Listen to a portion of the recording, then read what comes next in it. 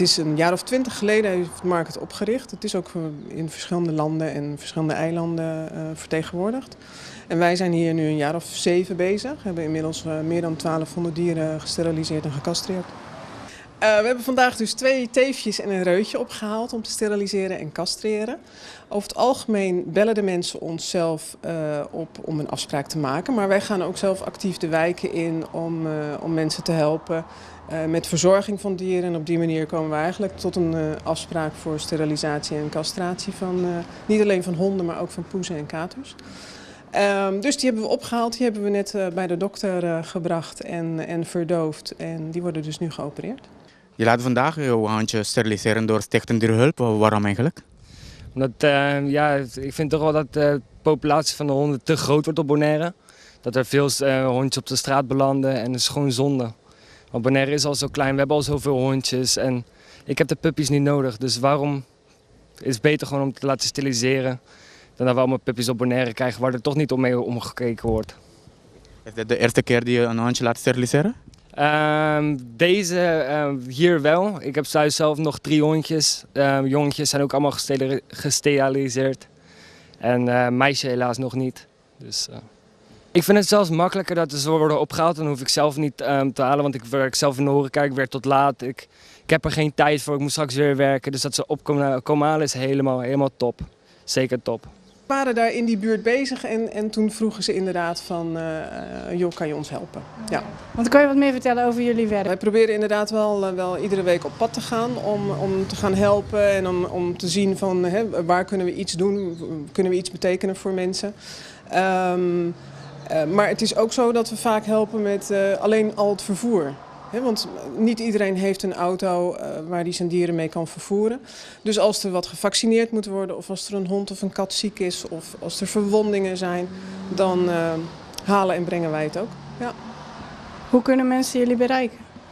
We hebben een telefoonnummer 788 2949. En dan kunnen ze ons altijd op bereiken. Niet alleen voor informatie, maar ook voor afspraken van sterilisaties en castraties. Ja. En dat is gratis? Ja, het is uiteraard wel de bedoeling dat als je het zelf kan betalen, dat je het zelf betaalt natuurlijk. Zit je toch met het probleem transport, dan kunnen we altijd helpen. Dat is natuurlijk geen punt. Maar uiteraard zijn ook bijdragers en donaties welkom, zodat wij hiermee door kunnen blijven gaan. Hoe groot is het probleem nog wat betreft sterilisatie en castratie? Wij hebben de indruk dat het inderdaad aan het verbeteren is. En je ziet het ook op straat eigenlijk. Hè. Je ziet toch wel wat minder honden en katten op straat rondzwerven. Dus we hebben wel het idee dat we enigszins meehelpen aan de verbetering van de situatie. Hebben jullie druk? Ja. Ja, voorlopig zitten we inderdaad aardig vol. En het blijft gewoon doorgaan. Ja. Blijft gewoon doorgaan. Ja, eigenlijk is er door de week altijd wel wat te doen. Hè? Zieke honden of vaccinaties of mensen die vragen hebben. Op het moment zijn er bijvoorbeeld heel veel karpatten en heel veel vlooien. Daar zijn gelukkig nu hele goede producten voor. Wij hebben op het moment tabletten NextGuard. En ja, dat werkt gewoon fantastisch. Dan is het eigenlijk binnen een dag zijn ze schoon van de karpatten en de vlooien. En dat werkt ook zo'n 2 tot 3 maanden.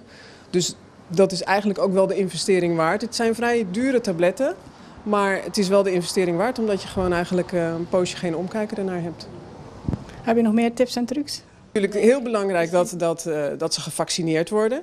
Want we hebben ook in de afgelopen weken erg veel pups gehad die zijn overleden door parvo. Dus vaccineren is toch wel heel erg belangrijk. En ook daarvoor geldt, als je geen mogelijkheid hebt om met je dier naar de dierenarts te gaan, bel ons even, dan kunnen wij gewoon eventjes heen en weer rijden. Maar ja, probeer wel te vaccineren, want het scheelt een hele hoop ellende, maar het scheelt ook heel veel dierenartskosten. Omdat je probeert, als de hond ziek is, probeer je vaak toch nog eventjes vol te houden met medicijnen. En dan ben je veel meer kwijt dan een vaccinatie van 24,50. Dus dat scheelt wel heel veel ellende en ook heel veel ellende voor de dieren natuurlijk. Ik bedoel, het is heel zielig om een hond te zien lijden aan parvo. Dus steriliseren, vaccineren, nog meer? Verzorging, dus zorgen dat ze vrij blijven van karpatten en vlooien. Want Door de Karpatten kunnen ze ook behoorlijk ziek worden. Kunnen ze Karpattenziekte oplopen. Waar ze, als je daar niet op tijd iets aan doet, waar ze ook aan kunnen overlijden. Dus ja, dat hoort natuurlijk wel bij een stukje verzorging van je dieren. Dat je ook zorgt dat ze schoon blijven van ongedierte. En goed voeren. Zorgen dat ze altijd voer en water, altijd vers water neerzetten voor ze. Nu zijn ze bij de dokter. Hoe gaat dat verder? Nou, zometeen om 4:15 dan zijn we weer hier. Dan halen we ze op en dan brengen we ze weer naar huis. Mensen krijgen dan ook een papier waarop staat waar ze op moeten letten de komende dagen. Want de hond zal bijvoorbeeld vanavond helemaal niet zoveel trek hebben om te eten, maar wel zorgen dat er schoon water voor hem staat. Zorgen dat hij niet in de regen ligt, dus dat hij een lekker plekje heeft.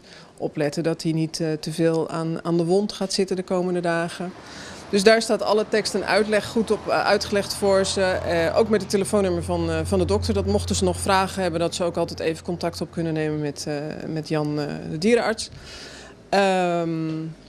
En dat is het. Dan is het, ja, dat is een stukje gemak voor hun dan. Hè? Ja.